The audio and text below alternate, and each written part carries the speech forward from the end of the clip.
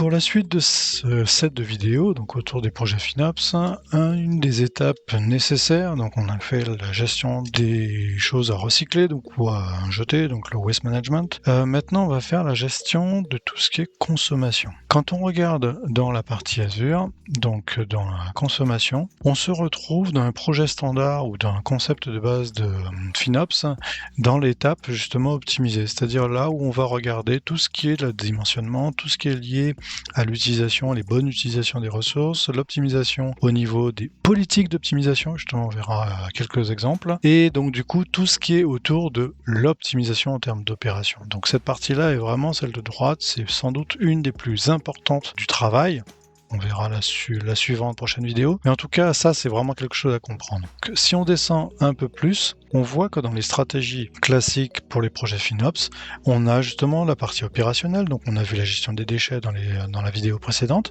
Dans cette vidéo aussi, on va regarder plus la gestion de la consommation. Gestion de la consommation, c'est vraiment autour du bon usage, de la bonne adaptation d'une machine par rapport à un besoin. C'est-à-dire qu'on est à l'inverse de ce qu'on faisait globalement en on-prem. En on-premise, on avait tendance à acheter du matériel très grosse taille et ensuite, tant qu'il n'y avait pas d'usage particulier, on pouvait faire des déploiements de VM un peu selon les besoins, mais vraiment en surtaillant assez facilement, puisque globalement, la limite était plus une limite technique qu'on avait. Une fois que la machine était acquise, en fait, on n'avait pas trop de problématiques tant qu'on avait de la place, tant qu'on avait un nombre de CPU disponible pour pouvoir déployer des grosses machines. Dans le monde Azure, ou dans le monde cloud globalement, ça ne se passe pas comme ça, parce qu'en l'occurrence, on n'achète pas le matériel, on paye l'usage. Donc du coup, plus on va prendre une machine de grosse capacité, un système de grosse capacité, une configuration de grosse capacité, plus on va payer cher. Et donc du coup, on peut se retrouver, notamment dans les cas classiques du lift and shift, à transférer des machines qui étaient largement surconfigurées du monde on-prem dans le monde Azure, sans vraiment avoir l'usage en face. C'est-à-dire, on a une machine, on peut avoir des machines qui sont configurées à 32 CPU, pas 256 Go de RAM, pour un petit site web qui n'en a pas du tout besoin. Donc ça, on paiera très cher, on paiera pas grand-chose dans le monde on-prem, parce que, encore une fois, tant que les CPU sont dispo et que le système d'hyperviseur est capable de pouvoir supporter et qu'il n'y a pas trop de compétition entre les VM, on peut se faire plaisir. Dans le monde Azure, dans le monde cloud, globalement, on paiera directement à la config, c'est-à-dire le volume de stockage, la mémoire vive associée, et puis le nombre de CPU défini pour la VM peut changer drastiquement les coûts des machines. Cette vidéo, on va pas non plus rentrer en détail sur tous les modes, parce que vraiment, il y en aurait sur chacune quasiment des ressources. On va prendre 5 cas, enfin 4, et ensuite on verra un 5e bonus, qui peut vous permettre rapidement de gagner ou de sauver ou d'éviter de payer beaucoup d'argent pour quelque chose qui n'est pas nécessaire. Donc on verra justement par rapport à ces différents environnements, enfin différents types de ressources, donc les machines virtuelles, les disques. J'irai vraiment dans les disques associés aux machines et pas dans les disques de storage account. Par contre, on verra une version liée au storage account, deux versions, que ce soit dans la configuration, ce qu'on appelle les tiers, ou dans la configuration de la redondance, qui sont deux aspects vraiment complètement différents, mais qui sont deux aspects importants à comprendre, car changeant totalement en fait la structure de coût qui peut être associée avec le storage account défini. Puis on verra un petit cas bonus, donc ça je laisserai la surprise quand on y sera. Commençons donc par la première version, donc les machines virtuelles. Une machine virtuelle dans le monde Azure, c'est une configuration qui est faite. Donc, comme j'avais expliqué la fois précédente, une machine virtuelle qui est stoppée, telle que là, ou stoppée et désallouée, on ne paye rien hormis ce qui est attaché à la VM. C'est-à-dire que quand je vais dans la définition de la VM, on a un ensemble de configurations, comme on le voit ici, les propriétés, et donc du coup, je paye pour cette VM différents aspects qui sont globalement pas du tout la taille, parce qu'en fait, la machine n'est pas utilisée, donc elle n'est pas active, du coup, elle ne coûte rien, parce que c'est une config. Par contre, je paye pour le disque, ce qui est configuré ici, et puis je paye pour la partie network, c'est-à-dire la possibilité de pouvoir y accéder, et notamment dans mon cas précis, la possibilité d'avoir une IP public pour pouvoir accéder en RDP sur cette machine. Dans ce cas précis, en fait, mon coût de machine représente justement ces choses qui sont liées au paramétrage. Donc ça, on avait vu dans le cadre du waste management, donc du gestion des déchets, qu'il était important de vraiment faire la revue des machines stoppées pour être sûr que ce soit toujours nécessaire de les conserver et non pas se continuer à payer pour des machines qui ne seront plus utilisées. Par contre, dans le cadre d'une configuration de machine, la configuration de la machine telle qu'elle est visible ici, c'est-à-dire ça, la taille, c'est quelque chose à bien comprendre dans le sens où quand on va dans un type de machine, donc ici, Scalability and Scale, quand on regarde justement une configuration de machine virtuelle, ce qu'on a ici, ce sont des tailles de machines, ou ils appellent ça size. Ça correspond à une typologie définie pour les machines. Donc on a un certain nombre de typologies, et on a d'ailleurs un lien ici qui est Learn More, et quand on va là-dedans, en fait, il nous explique justement les tailles des VM. On a tout un layout là-dessus, donc on a même des vidéos proposées par Microsoft. Je vous encourage à les regarder. Les autres providers cloud ont sans doute la même logique. Pourquoi est-ce que c'est important à comprendre? Parce qu'en fait, on a des notions de famille, et donc du coup, on a des types par famille. On a les familles, les sous-familles, les features, donc les CPU par exemple. On a les features, donc local storage, etc. Donc il y a un code en fait qui est associé. Le plus important là-dedans, c'est la famille. Et puis moi, j'aime bien vraiment la partie version. Parce qu'en fait, les versions, c'est ce qu'on voit ici. On a plusieurs versions de machines et chaque version a ses spécificités vraiment assez fines qu'il est important de connaître. Ça va de la V2, qui sont des très vieilles machines, mais toujours utilisées dans des cas particuliers, notamment pour des questions d'IOPS.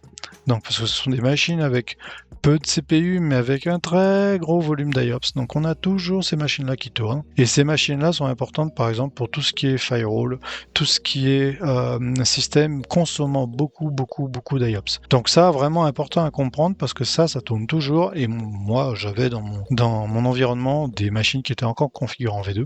Ensuite, on a la V3, la V4, la V5. Alors, chaque version a un peu ses modifications, ses types de famille, etc. et des prix qui sont associés. Ce qui est important aussi à de comprendre, c'est que si je prends dans les CPU, je prends que des 2 CPU par exemple, ici, et que je déploie les V3, les V4 et les V5 en D séries pour être dans la même famille. Donc on a du V3, du V5 et du V4. Donc en prenant une D2AS, alors D2AS versus D2S, le A c'est pour AMD. Donc ce sont des processeurs qui ne sont pas des Intel. Donc quand il n'y a pas de lettres, c'est qu'il n'y a pas le A, c'est les Intel. Quand il y a le A, ce sont des AMD. On pourrait imaginer que ça n'a pas de sens, mais en fait le module de calcul interne du CPU peut avoir un impact sur certaines applis. Donc il est important de faire valider que l'appli que vous comptez installer sur le système soit bien compatible avec AMD. Si c'est pour installer un IS ou quelque chose qui est purement interne à Microsoft, pas de souci. Si vous commencez à devoir installer un outil tiers, donc une solution technique ou une application spécifique, etc., demandez à votre supplier si c'est bien compatible avec les CPU AMD parce que vous pouvez avoir des surprises. Et nous, on a dû changer des machines à l'arrache à cause de ça parce qu'en fait, l'AMD faisait des calculs complètement faux sur le système qui était derrière, sur l'application qui était derrière. Et on a découvert que c'était le CPU qui faisait ça. Donc ça, c'est important à comprendre. Par contre, si on reste justement dans les familles Intel, par exemple, prenons Intel, entre la D2 V5 qui est ici à 75, la D2 V4 qui est ici à 74 et la D2 V3 qui est ici. Donc on est toujours sur de l'Intel, mais on a 3 familles différentes. On voit qu'entre la V5 et la V3 en l'occurrence, sur cet environnement-là, donc qui est en Suède, j'ai un coût qui est de $1 par mois de différence.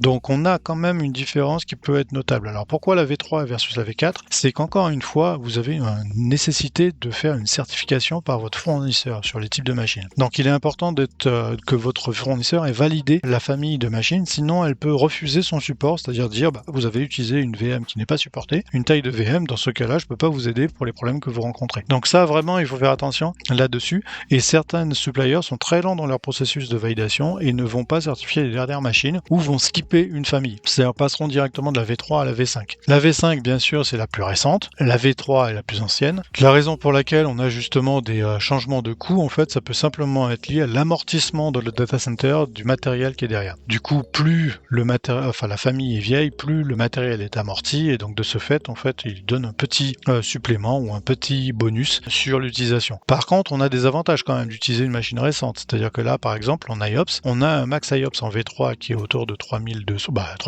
Par contre, la même machine, justement, qui est dans V5, peut vous donner un bonus supplémentaire, justement, sur la partie IOPS. Donc, tout ça, en fait, vous donne une certaine caractéristique pour choisir vos machines. Mais là où c'est important, c'est que le prix diffère. Donc, déjà, d'une famille elle-même peut différer. Parce que votre V4 et V3, on a vu qu'il n'y en a pas de différence. Par contre, entre V5 et V4, on a une différence. On a aussi une question qui est liée à l'utilisation. Donc, D, c'est, on va dire, general purpose, c'est ce qui est marqué ici. Par contre, on a les familles E.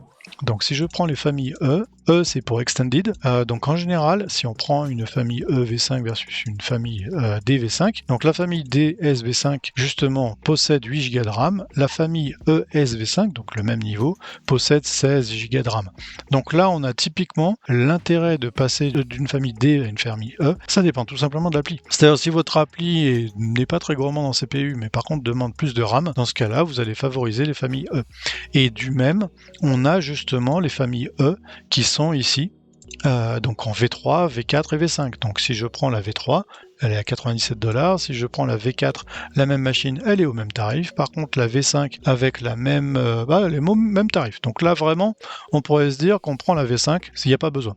Alors attention, ça c'est sous réserve de votre config financière interne, parce que si vous avez fait des investissements en V4 et que vous avez des réservations qui sont prises, peut-être que justement rester en V4 va être nécessaire dans votre contexte. Petit détail, on trouve aussi dans ces familles, donc là j'ai pris deux CPU du point de vue de l'OS, on est d'accord, c'est de l'OS, c'est pas du système, mais on a aussi des machines des fois qui apparaissent avec ce genre de code, et ça n'apparaît quasiment que en Extended, pas en General Purpose, normalement on les a pas, celles-là, elles sont que en Extended. Je m'explique. On peut avoir des applications type des systèmes qui sont licenciés par nombre de CPU visibles au niveau de l'OS, parce que le système est basé sur le nombre de CPU visibles de l'OS. C'est le cas par exemple sur Oracle, c'est le cas par exemple sur Microsoft, sur les environnements SQL Server, c'est le cas pour certains systèmes où en fait il va se baser sur le nombre de CPU visibles. De ce fait, on peut avoir un intérêt d'avoir une configuration de machine qui soit plutôt large, mais par contre avec une visibilité sur l'OS qui soit plutôt faible, parce que comme ça on ne paiera pas de licence. Par contre, on aura suffisamment de ressources pour pouvoir faire tourner quelque chose de plus puissant. Le cas classique, c'est vraiment SQL Server ou Oracle, parce que Oracle, on est verrouillé avec le nombre de corps vraiment, et le changement de nombre de corps peut vraiment avoir de gros impacts au niveau des coûts. Donc, on va pouvoir favoriser quelque chose qui est proposé par Microsoft depuis quelques années, qui est de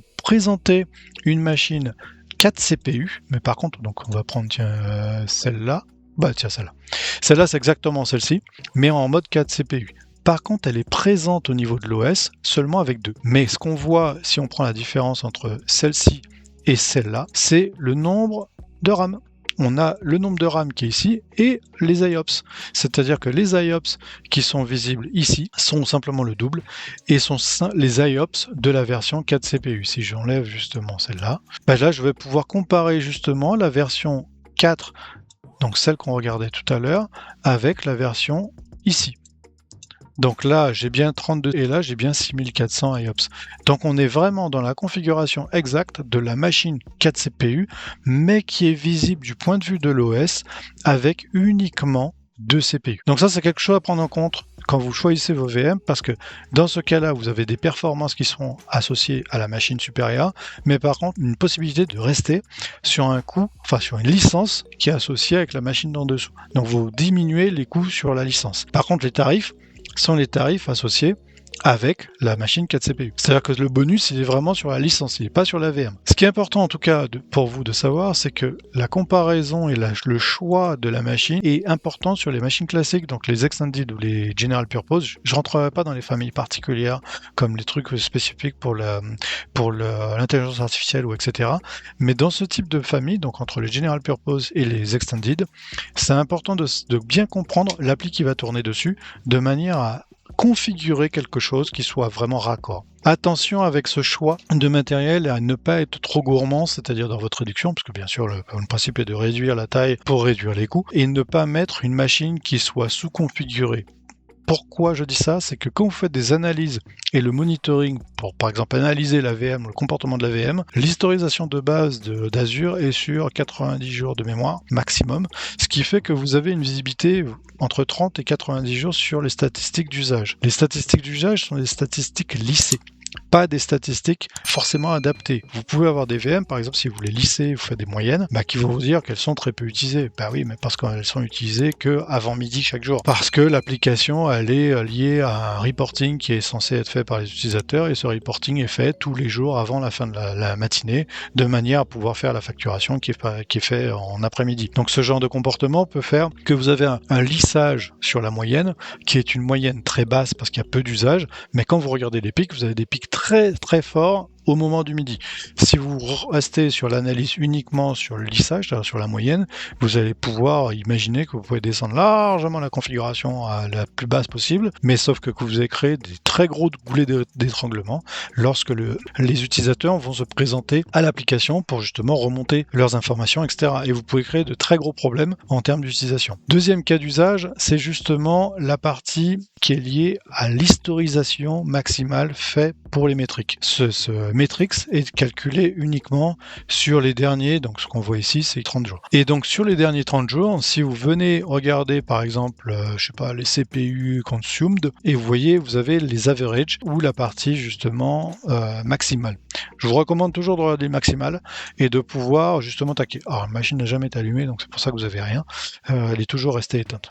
Mais ça, c'est important de comprendre. La deuxième chose, c'est que, encore une fois, c'est que 30 jours. Le problème de ça, c'est que si vous êtes sur des applications qui ne sont en usage que tous les 2 mois, que tous les quarters, donc tous les trimestres, à des périodes spécifiques, cas typique, c'est les applications financières ou de reporting financier. Ces applications peuvent vous donner l'impression qu'elles ne tournent pas pendant quasiment 30 jours d'affilée au moment où vous passez vous faites l'analyse sur cette VM et donc vous dire bah en fait elle n'est pas utilisée du tout, donc on peut la sous-configurer, il n'y a pas de souci, ça passera. Sauf que bah en fait les usages tombent juste après votre config ou avant votre période d'analyse, ce qui fait que vous n'avez pas vu du tout l'utilisation qui en est faite et donc du coup lors du changement de VM et la réduction de taille, en fait vous allez impacter l'utilisation de cette application directement lors du prochain set d'usage. Ça veut dire que quand les utilisateurs vont se présenter sur l'application au moment opportun ou au moment normal, typiquement en fin de trimestre quand c'est du reporting financier, vous allez vous retrouver avec la machine qui va être par terre parce qu'elle va pas pouvoir répondre à toute la demande des utilisateurs. Donc vraiment ça, il faut se méfier dans ces configs-là, il faut vraiment demander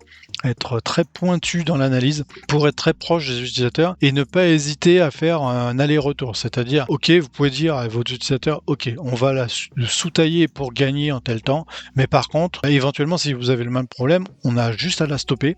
Oui, parce que c'est important, pour pouvoir changer la VM, il faut absolument stopper à la machine lors de l'usage. Sinon, en fait, le resize est fermé, en fait, on ne peut pas changer la taille de machine tant que la machine est allumée. Elle a besoin d'être stoppée et désallouée pour pouvoir le faire. Donc, typiquement, en cas de changement, vous devez vous organiser avec vos utilisateurs pour pouvoir le faire lorsque la machine est éteinte. Donc, ça veut dire demander à éteindre la machine. Mais on pourrait très bien négocier avec vos utilisateurs pour avoir un système qui pourrait avoir un changement dynamique, c'est-à-dire d'avoir par exemple, un changement ou une surtaille adaptée avec la période d'utilisation. Vous la laissez à 2 CPU pendant quasiment 2 mois. Par contre, le dernier mois de reporting, en fait, vous la passez à 4 ou 8 CPU pour pouvoir répondre aux besoins correctement. Une fois cette période critique passée, en fait, vous la reconfigurez avec 2 CPU. C'est une stratégie qui peut être intéressante parce qu'en fait, vous gagnez 2 mois de consommation. Il faut bien comprendre qu'à chaque changement de machine, c'est ce qu'on voit bien ici, on double les coûts. On double les coûts de la VM. Donc du coup, par exemple, si vous changez une VM pendant 2 mois sur 3, elle tourne avec une machine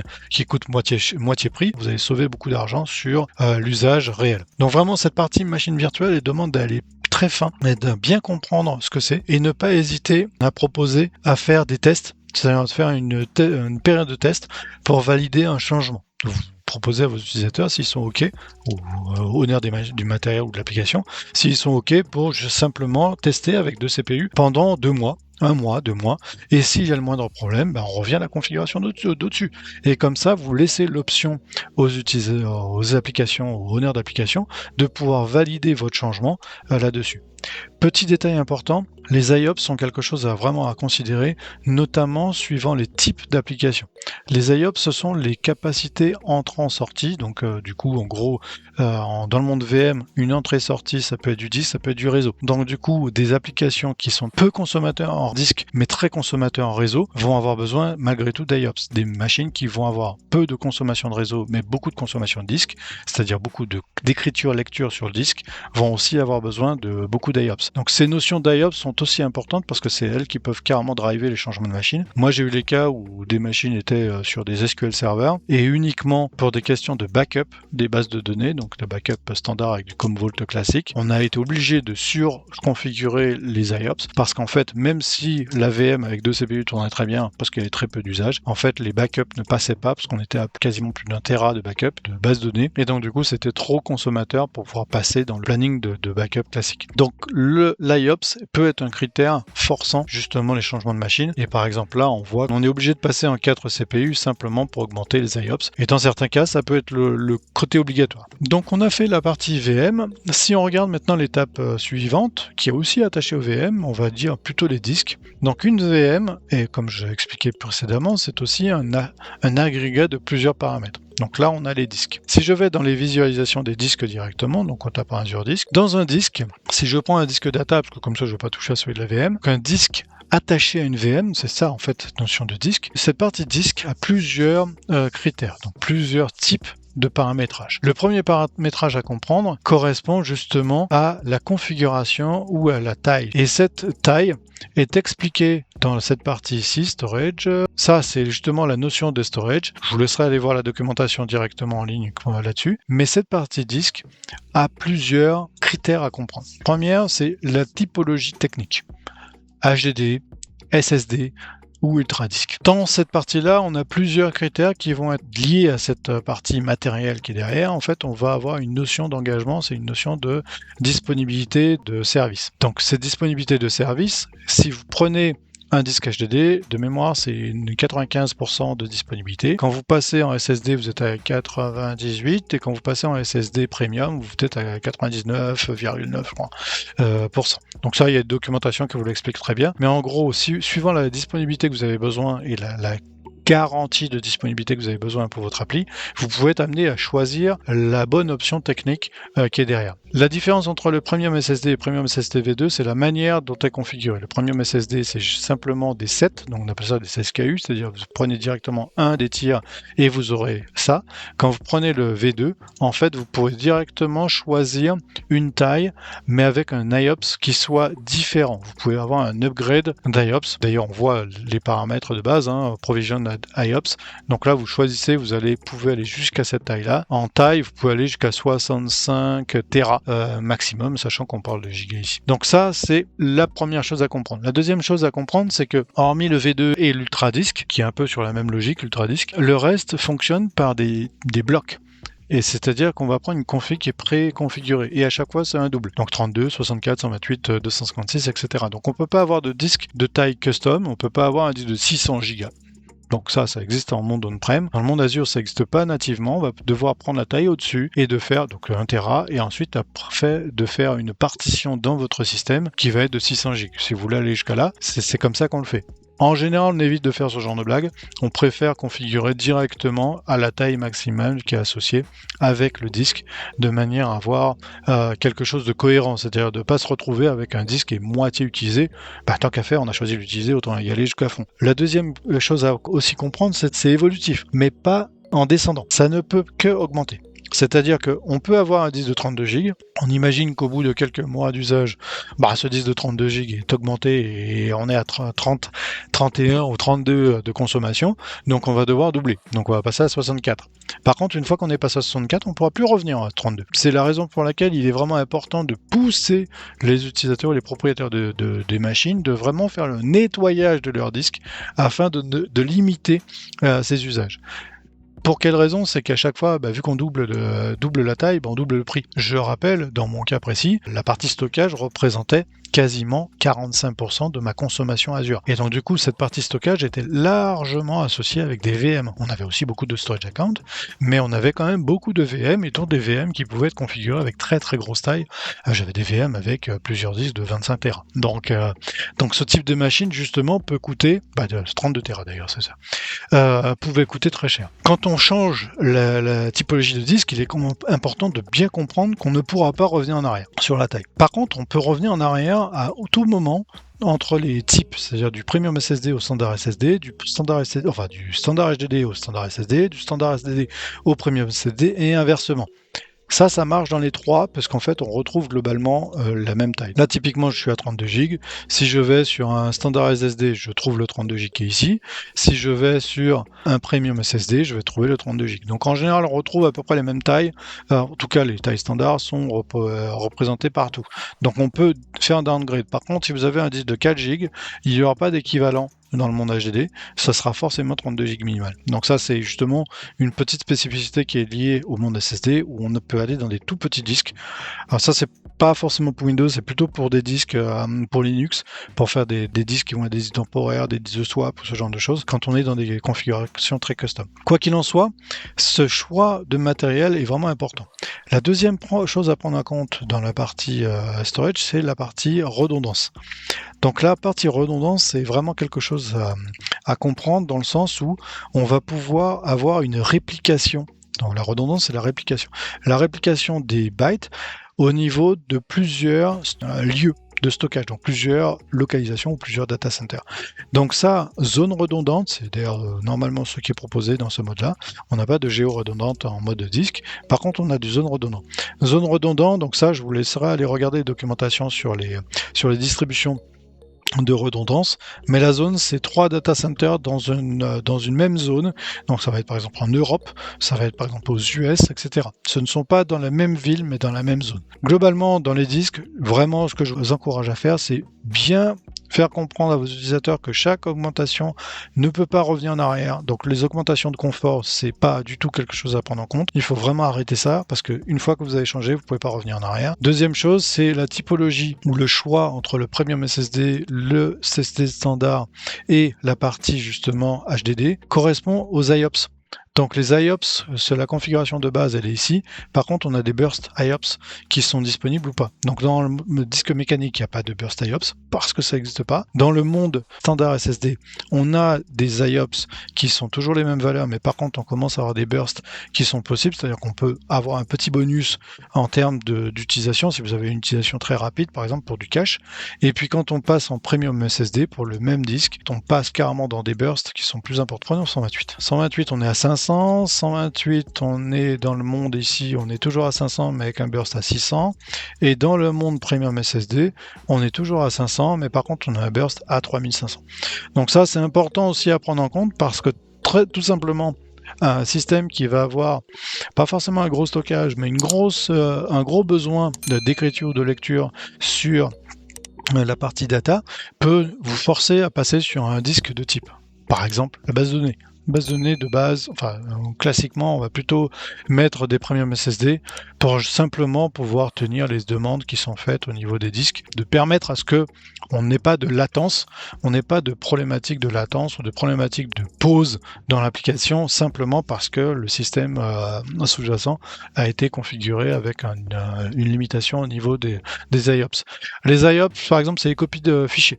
Donc un système qui va faire beaucoup de copies de fichiers, si vous avez des IOPS qui sont très bas, vous pouvez mettre des lustres à copier 1 Tera. Ça peut être en plusieurs heures. Dans ce cas-là, par exemple, si vous avez un transfert de fichiers à faire d'un endroit à un autre, pour X raison, que c'est ponctuel, je vous recommande de vous synchroniser avec la personne qui a cette demande-là pour pouvoir implémenter éventuellement un changement de disque pendant le temps donné de ce transfert. Ça lui permettra d'éviter d'y passer 3 ans, mais par contre, il paiera un petit bonus pendant ce temps de copie. Donc, par exemple, on imagine que vous devez déplacer une base de données, un fichier MDF d'un serveur à un autre pour faire un duplicat ou pour avoir un système qui soit une copie de prod ou ce genre de choses, dans ce cas-là, il vaut mieux peut-être voir la config, de changer la config des disques de data à ce moment-là, pendant le temps de cette copie, et revenir à la configuration initiale une fois cette copie faite. Ça permettra d'éviter justement que ça dure trop longtemps et que ça vous demande un stop de la partie applicative trop long. Voilà, donc il y aurait énormément de choses à dire sur les disques, mais vraiment c'est un gros point à prendre en compte. Je vous ai donné quelques petites clés de modification, mais il y a encore beaucoup de choses à voir là-dessus et vous pouvez passer vraiment beaucoup de choses. Donc allez voir la documentation pour vraiment approfondir ces cas-là, mais c'est vraiment une zone où vous pouvez gagner beaucoup d'argent. Si maintenant on part sur la troisième option, donc les storage accounts. Un storage account, système de stockage de fichiers, peut s'utiliser en fait pour plusieurs cas d'usage. Donc on a les Azure Storage en blob, les Azure Files ou les block storage, donc qui sont sensiblement la même chose que les blobs, mais c'est un autre mode. En tout cas, ces deux modes principaux, donc les blob storage et les files, sont vraiment les deux usages principaux qui sont faits sur les storage accounts. Ces storage accounts peuvent être configurés, bien sûr, à plusieurs niveaux, mais un des points, donc on va prendre dans le premier cas justement dans mon blob storage ici. Un des premiers cas à comprendre, c'est la partie qui est liée au blob. Donc au blob, donc ça se passe dans des conteneurs. Donc dans un conteneur, on va avoir par exemple, là c'est mon cas, c'est un conteneur qui est déjà configuré d'ailleurs, dans lequel j'ai un folder. Alors attention, dans un conteneur, c'est un blob storage, c'est un stockage à plat. C'est-à-dire que tout est en bloc et c'est des blocs qui sont au même niveau. Il n'y a pas de hiérarchie technique, il n'y a pas de folder sous folder, etc. comme on a dans les file share. Mais par contre, on a une visibilité, c'est-à-dire que cette information-là n'est pas une information technique, c'est une information en métadonnées sur un bloc, c'est-à-dire que le bloc qui se trouve par exemple ici, ce bloc-là, se trouve avec une métadonnée. C'est une métadonnée qui donne la hiérarchie du fichier, mais ce n'est pas une information qui est réellement valide localement. C'est-à-dire que tous les fichiers sont à plat, tous les fichiers sont au même niveau. Par contre, chaque bloc a ce qu'on appelle un tier. Dans le cas du blob, peut se trouver à 4 valeurs différentes. La valeur de base, c'est la hot. D'ailleurs, c'est ce qu'on voit ici, access tier. C'est-à-dire qu'on va avoir quelque chose qui va favoriser la connectivité et la transaction. Donc on est en tier hot, donc on a beaucoup de transactions qui sont possibles. Ensuite, on ne paiera pas les transactions et on paiera au binaire. Tout est expliqué dans ce lien-là, les access tiers. Donc je vous laisserai aller voir la documentation, mais on a 3 niveaux d'accès, comme je disais, enfin 4. Hot, cool, cold, archive. Plus on est bas, moins on est cher, parce qu'on est en stock sur des systèmes en back-end qui sont moins coûteux. Par contre, plus on va payer la transaction. C'est-à-dire que là, en fait, en hot, on ne paye pas la transaction, mais on paye le stockage. Ici, on va commencer à payer une transaction. Si vous voulez, vous pouvez la stocker, mais si vous voulez y accéder en lecture dans ce bloc-là, dans ce cas-là, vous avez payé la transaction. Donc ça peut être important quand on veut faire un système de file share, dont une volumétrie, ou un système dont on a peu d'accès, mais beaucoup de données. Ensuite, on a le cold. Le cold, on commence à changer techniquement le backend. Donc ça, pareil, je vous laisse regarder la partie documentation. Mais on paye la transaction un peu plus cher que le coup d'avant, donc que le cool. Et alors l'archive, là c'est vraiment, on change techniquement de système et la transaction peut être, voilà, il peut être quasiment plusieurs heures. Donc, parce qu'on n'a pas, on appelle l'archive, et donc la réhydratation des données peut demander un certain temps. C'est par exemple du stockage sur bande. Pour simplifier visuellement parlant, on va imaginer que là, pour passer en archive, on est carrément stocké sur bande. Et si on veut réaccéder à ce document-là, ben en fait, il faudra réhydrater, c'est-à-dire qu'il faudra que le système aille chercher depuis le robot la bande pour charger de la bande, pour retrouver le fichier, etc. Et d'où le fait qu'ils préviennent que ça met plusieurs heures. Moi, ce que je faisais, globalement, c'est que je mettais en hot, donc on regardait justement les niveaux d'usage qui étaient faits au niveau du conteneur, parce que ça peut se faire conteneur par conteneur. Et donc du coup, à ce niveau-là, en fait, on choisissait la bonne option, donc entre hot et cool. J'allais pas en cold, vraiment, on n'avait pas besoin, et j'ai jamais utilisé l'archive. Parce que vraiment, ce côté réhydratation, en fait, crée des dissonances, c'est-à-dire ça crée des mécompréhensions, dans le sens où personne n'en a jamais besoin jusqu'au jour où ils en ont besoin, et s'ils doivent attendre plusieurs heures pour avoir besoin de leurs documents, en fait, ça commence à s'énerver, et ça finit par créer plus de problèmes et de frustration qu'autre chose. Franchement, entre le hot et le cool, vous pouvez gagner beaucoup d'argent, parce que justement, vous payez la transaction, mais vous payez peu de stockage. Par contre, c'est intéressant si vous avez peu de transactions. Si vous commencez à avoir beaucoup de transactions, il ne faut pas aller dans le cool, il faut laisser en hot. Donc vraiment, ce choix doit être de manière très fine. Petit détail bonus là-dessus.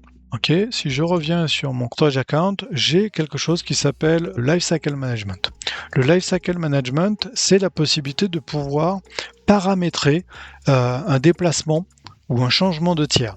Donc là, par exemple, je vais dire que je veux surveiller les blobs, base blob, snapshot ou version, ça dépend ce que vous avez à faire. Donc je vais surveiller justement pour tout apply ou limite blob avec des filters. Donc ça, c'est si on voulait surveiller qu'une seule sous-partie. Moi, ça m'intéresse dans ce cas-là de modifier directement tout le storage account. Je vais demander à surveiller donc les blobs et puis les bases. Donc ça, c'est à la limite, si vous voulez être sûr que vous soyez dans les bons, regardez dans les blobs. En fait, ils vous disent quel type de bloc c'est. On fait next. On va pouvoir se baser sur la date de création ou la date de modification. Et je vais dire que je veux surveiller tout ce qui est à plus de 60 jours. Et on peut le supprimer. On peut le modifier et le déplacer en cool, donc en tier cool, cold ou archive, suivant son choix. Donc moi, je faisais ça et je basculais directement tout cela. Une fois qu'une règle est créée, en fait, on peut l'activer ou la désactiver. Donc ça, c'est vous qui le choisissez. Et on peut avoir plusieurs règles suivant, par exemple, si on traque des folders ou des sous-folders, etc. Donc la partie filtering est vraiment importante à connaître. Encore une fois, pour revenir sur le type de bloc, si je reviens ici, le mieux pour pas faire d'impair, c'est d'aller voir, et donc là on a un bloc blob, donc moi c'est clairement du bloc de fichiers, parce que ce sont des fichiers CSV qui sont stockés dedans. Ça vous permet d'avoir un système automatisé, c'est-à-dire qu'au bout de 60 jours, en fait, grâce à cette policy qui est paramétrée, vous allez avoir un déplacement ou un changement de tir qui va être fait du bloc vers l'autre type de tir directement automatiquement après 60 jours. Deuxième paramètre sur un storage account, c'est la partie redondance. Alors attention, avant de faire ça, les file shares. File share, c'est la deuxième option qu'on a dit, c'est-à-dire ici, si je regardais Azure Storage, tant qu'on est dans le file storage, dans le cas du file storage, un file storage ne se fait pas au bloc, il se fait au file share directement. C'est-à-dire qu'on peut avoir un file share qui va être directement configuré avec un type de tiers. Donc ça se voit directement ici. Et on peut changer le tir. Donc là, je suis en LRS, en redondance, on verra ça juste après, mais je suis avec un tir hot. Donc c'est ce qui est ici. Pour changer le type de tir, soit je vais directement là, soit je fais un change tir sur la partie haute. Et à partir de ce moment-là, on trouve 3 types de tirs. On n'a pas l'archive qui existe. On va pouvoir trouver la transaction optimized. Donc là, ça veut dire que vous avez par exemple un système de fichiers qui a un très grand volume d'accès en lecture ou écriture depuis l'utilisateur. Donc on imagine par exemple, moi j'avais le cas sur des Citrix. Sur des Citrix qui utilisaient justement les profils, ou AVD c'est pareil, qui utilisaient les profils sur des file share. Dans ce cas-là, on mettait en transaction optimized parce que là, en fait, ça ne faisait que de payer, enfin, que d'accéder aux objets ou à la hiérarchie. Donc du coup, autant le mettre et ne pas payer les transactions. Par contre, on payait le stockage un petit peu plus. Mais là, dans ce cas-là, il n'y a pas photo, quoi. Le deuxième cas, c'est justement le hot, le mort. Donc là, on a l'explication justement de ce que va correspondre à chaque fois. On pouvait choisir transaction optimized, odd, cool, suivant les cas ou votre paramétrage.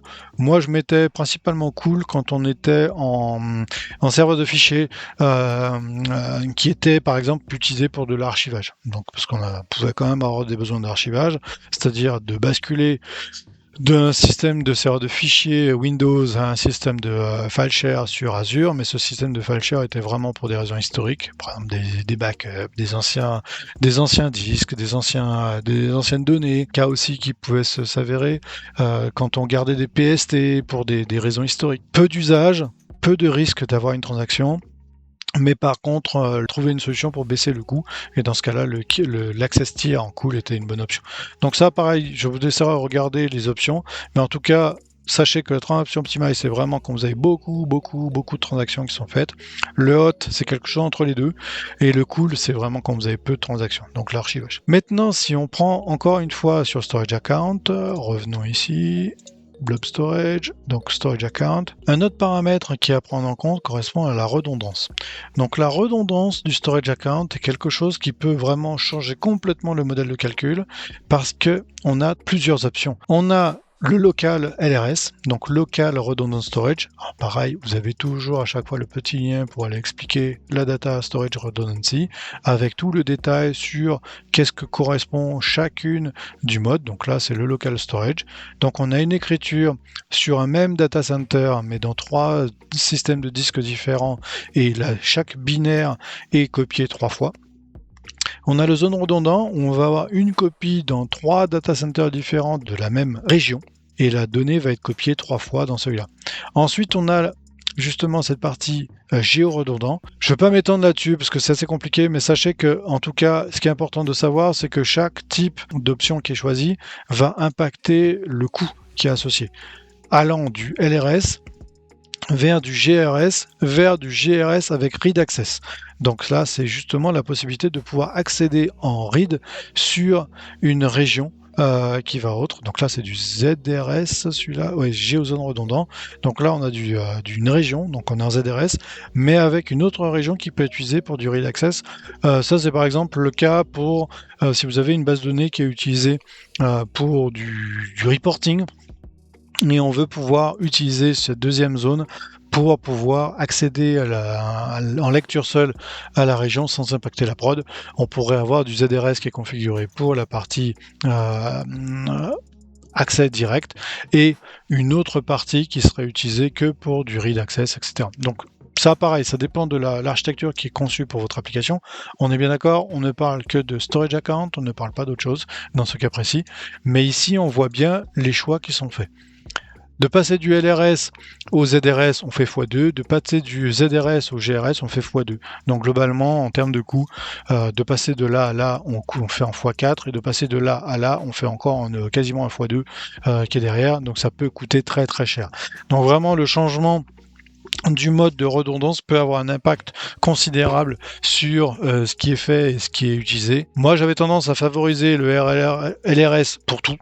Et quand on avait besoin de sécurité, dans ce cas-là, on faisait du ZRS. Le GRS, on l'a utilisé 2 ou 3 cas, mais en fait, on a évité très rapidement parce que ça coûtait vraiment tellement cher que du coup, en fait, la sécurité qui est derrière ne valait pas le coût qui était représenté. Donc, du coup, finalement, le ZRS couvrait la plupart des cas et de suffisait pour cette question d'usage.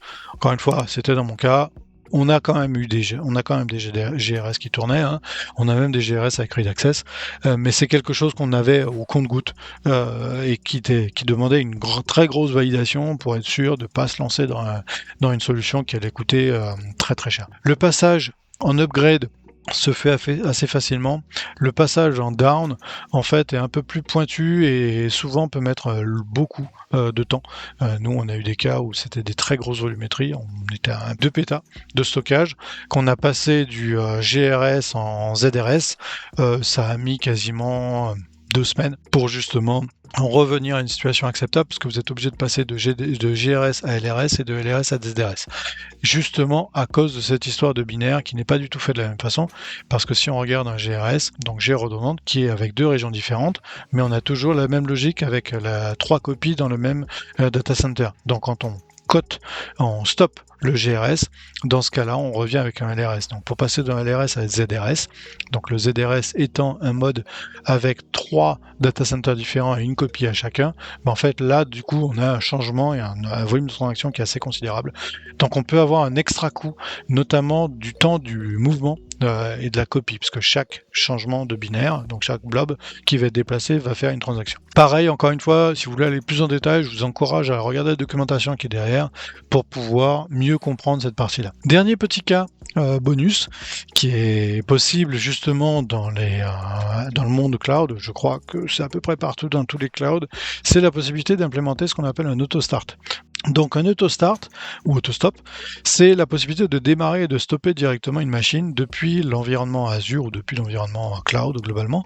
Mais dans l'environnement Azure, on a toute l'explication ici pour mettre en place cette solution au niveau d'une VM. Alors première chose, dans une VM, donc là je suis dans la VM, dans celle que j'ai, on a la possibilité de mettre un auto-stop directement ici, auto-shutdown, qui va pouvoir forcer une utilisation, donc on peut l'activer ou pas, hein, et dire que je veux que tous les jours, le système s'éteigne à telle heure. Donc ça, c'est une logique de base qui est possible sur toutes les machines. Par contre, l'autodémarrage, en fait, ne se fait pas comme ça. L'autodémarrage se fait à partir d'une configuration qui est faite en mode paramétrage. Et pour faire ça, vous avez toute l'explication, encore une fois, qui est ici, qui permet de pouvoir, donc là, c'est l'auto-shutdown que j'expliquais, et puis on a un auto-start qui va se faire à partir d'une tâche planifié, donc on parle des automations dans ce contexte-là, et dans les automations, donc si je regarde dans ma machine, moi je ne pourrais pas aller plus loin parce qu'en fait je n'ai pas de config Entra ID adapté pour ça, mais on va pouvoir dans les tâches, sur une machine donnée, choisir le start. Et c'est dans ce start que va pouvoir se faire, donc si je vais en next, c'est là où je suis bloqué tout de suite parce que moi il me faudrait une connexion que je n'ai pas, qu'on va pouvoir paramétrer, donc c'est ce qui est expliqué ici, pouvoir paramétrer le démarrage selon le choix qu'on veut et suivant les paramètres possibles. C'est quelque chose à prendre en compte de manière très pointue parce qu'en fait déjà l'autostart ou l'autostop veut dire que la machine va se couper. Donc s'il y a des usages nocturnes, s'il y a un backup à effectuer, etc., ça ne sera pas possible. Donc du coup ça ne fonctionnera pas et le système sera en erreur. Donc quand on le met en place, il faut être vraiment sûr et certain avec les applications, les propriétaires des applications, que cette machine ne sera pas utilisée dans les horaires pendant lesquels elle sera coupée, mais l'intérêt est derrière vraiment quelque chose d'optimisé, parce que si jamais vous avez par exemple une VM qui est adaptée pour des développeurs, les développeurs travaillent traditionnellement dans les jours ouvrables, jours de semaine, et les horaires ouvrables. Alors certaines fois ils peuvent planifier des scripts, planifier des tâches, etc., au niveau de leur application. Mais si vous synchronisez avec eux, chaque heure ou chaque jour non exécuté vous sauvegarde le coût de la machine. C'est-à-dire qu'on peut diminuer, c'est ce qu'on avait vu tout à l'heure, les coûts opérationnels sur la VM, on peut diminuer les coûts de la machine de manière assez importante. Attention à ça, notamment la partie shutdown. C'est-à-dire qu'à chaque fois qu'une machine est shutdown, elle n'est plus dans votre plan de réservation. À ce titre-là, ça veut dire que si vous avez fait des réservations de machines qui est vraiment exactement au nombre de VM, en fait, à chaque fois que les machines vont être éteintes, elles vont s'enlever du pool et vous allez payer toujours pour la machine, vous êtes engagé. Mais par contre, il n'y aura pas de consommation en face et donc du coup, vous allez être en sous-consommation. Vraiment, c'est un cas qui est intéressant, c'est quelque chose qui vous permet de sauver pas mal d'argent, mais qui demande à être certain qu'il n'y a pas d'usage hors contexte utilisateur standard, c'est-à-dire par exemple pas de sauvegarde de file share par exemple, pas de système qui va être planifié durant les horaires nocturnes, etc., ou pas de personnes qui vont venir de notre région pour X raison. Si on imagine que votre serveur en question est sur la région US, mais que pour X raison vous avez invité des utilisateurs nazis à se connecter aux applis, les horaires d'utilisation entre l'Asie et les US ne sont pas aux mêmes, donc les Chinois ne vont pas pouvoir s'y accéder à votre système. C'est le cas typique des équipes de support qui peuvent être déléguées dans d'autres régions. Une application qui est supportée par des équipes qui sont basées aux Philippines, en fait, les Philippines ne sont pas du tout sur la même time zone que les US.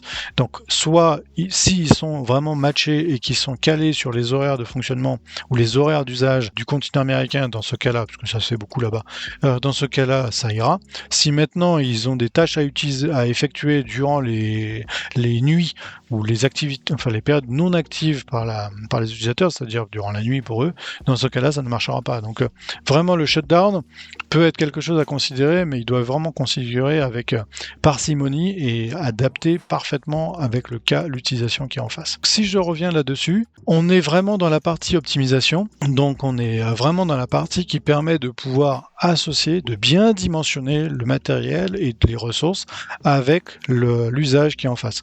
On aurait plein d'autres cas qui seraient aussi à discuter. Par exemple, le cas le plus connu, enfin un des plus célèbres aujourd'hui, c'est AKS, Kubernetes.